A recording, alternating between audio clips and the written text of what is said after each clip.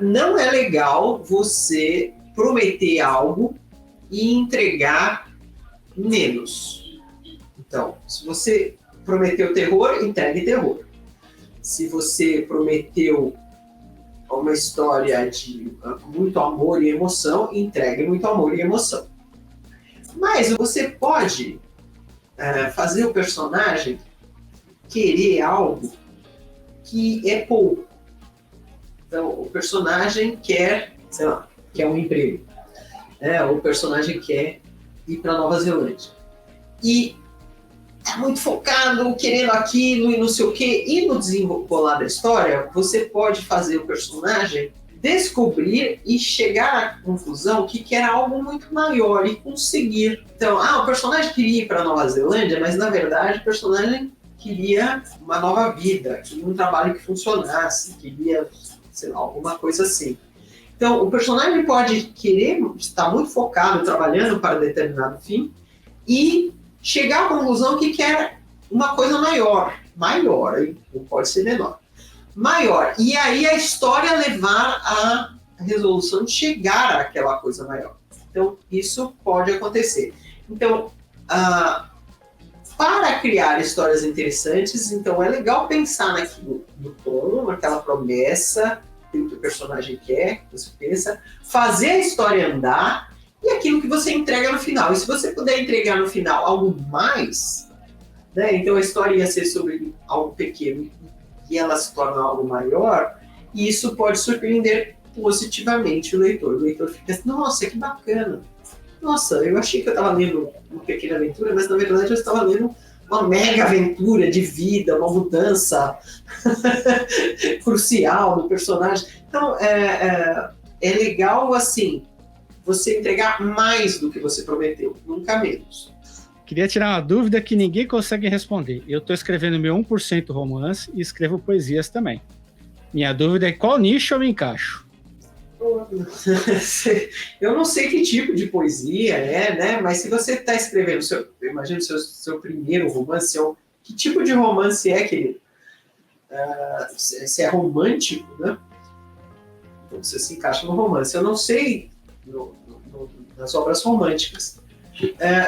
A poesia, ela é entendida pelo mercado. Achei ela respondendo aqui, é um romance erótico de trisal. Uau! É mais que um romance, né? É uma safadeza. Muito bem, romances eróticos, eles têm uma X categoria. Se você está escrevendo dentro dessa categoria e você escreve poesia também, você está em duas áreas diferentes. A menos que você esteja escrevendo uma poesia erótica que combine com relacionamentos em trisal, tá? Então, só poesia não diz o que é, mas depende. Se a sua poesia conversar com o seu romance, muito bem. Ela é um acréscimo, então os leitores do seu romance podem ir para a leitura da sua poesia e vice-versa. Agora, se for muito diferente, você pode entender que você está em duas áreas diferentes. Tudo bem, está cheio de autora que faz isso. É só que aí você, inclusive, tem que pensar se funciona você usar o mesmo nome, se funciona você abrir as duas frentes, sei lá. A impressão que eu tenho, se você tem uma história e de repente lá no meio tem algumas poucas poesias, eu considero que continua sendo um romance, continua sendo normal. Ao passo que se você inverter e eu encher o livro de poesia, livros de muitas poesias, e de repente tem lá um texto que não é uma poesia, eu acho que fica estranho. Uhum. Eu acho que aí não dá nem para dizer que é um livro de poesia que de repente tem uma história ali no meio, tem uma fantasia ou um romance. Eu acho que aí fica até inviável. Então, levando desse meu princípio, desse meu ponto de vista, eu acho que se é uma história com poucas poesias, ou até com meio a meio, eu ainda considero que seja um romance ou uma história. Lembrando, né? Esse pensamento do Brandon Sanderson, com o qual eu concordo, é você ver o que é que funciona nesse gênero.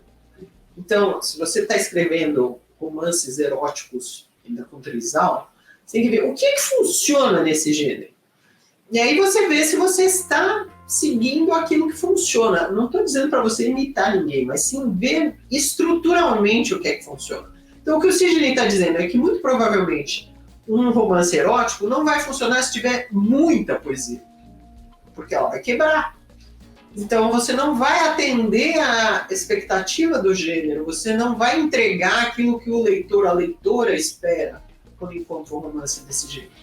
Esse pensamento é bastante interessante para você direcionar a sua obra. A impressão que eu tenho, no caso do começo, você até falou bem, né? Um romance erótico, um hot, uma coisa assim. A galera quer ver o bicho pegar fogo, né? Mas aí, não só, quer também o envolvimento dos personagens, né? Ainda mais no trisal. Quer ação, né? Quer ação e quer ver o... Como é que eu posso dizer isso? O amor fluindo, né? E aí, de repente, cai uma poesia lá no meio, e me parece que dá uma quebrada mesmo. Não sei. Depende de como é a poesia, Sidney, que não dá pra dizer, né? Depende, mas de modo geral é isso. Pode ser que ela quebre a expectativa de leitores. Olá, eu sou a Laura Bacelar. Eu presto vários serviços no mercado editorial. Eu ajudo autores a tirarem dúvidas com consultoria, eu faço mentoria para quem quer escrever livros de não ficção e eu faço leitura crítica com viés editorial. Se você tiver interesse, veja os meus dados de contato aqui abaixo desse vídeo.